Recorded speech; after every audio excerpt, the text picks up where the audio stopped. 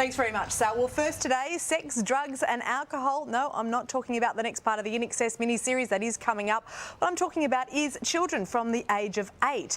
Now, they could be studying that in school as part of a proposed national curriculum change. A new report detailing these plans has just been released, dividing some parents and educators and sparking calls for a national discussion on the issue. And a discussion sounds like a good idea. That's what we're going to be doing now.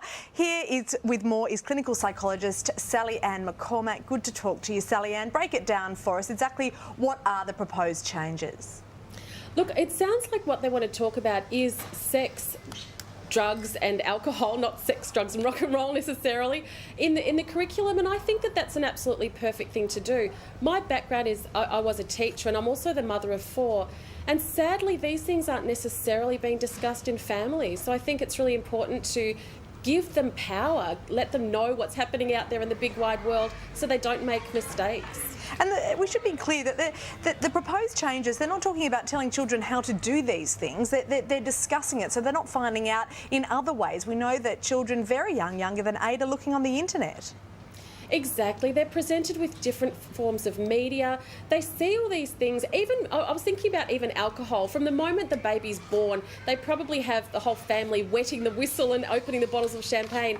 These things are around them all the time, and to sit and say, let's not tell them about them because they might engage in these activities is absolutely ridiculous. Sex education is more about teaching body parts and, the private things and, what's appropriate touch and what isn't. So I don't see actually what the big furor is. Sally-Anne, do you think that these are issues that parents should be talking about rather than teachers? In an ideal world, absolutely. As a parent myself of 4 daughters, we had these discussions at different times, and it's not a sit-down lesson at home. It's more that, we'll see something on television or watch a show and say something then, or, whenever it comes up.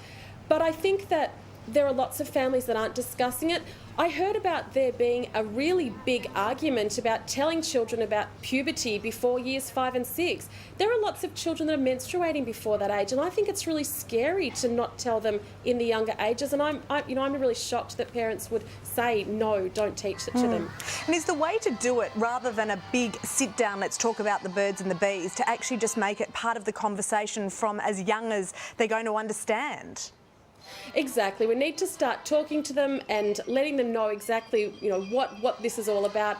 Talk about body parts and, all those things. But let's be sensible about it and let's talk about it. Let's not hide it under the couch. Let's really get it out there for them. Now, Sally-Anne, be honest. Is that a ringtone that one of your 4 daughters put on your phone?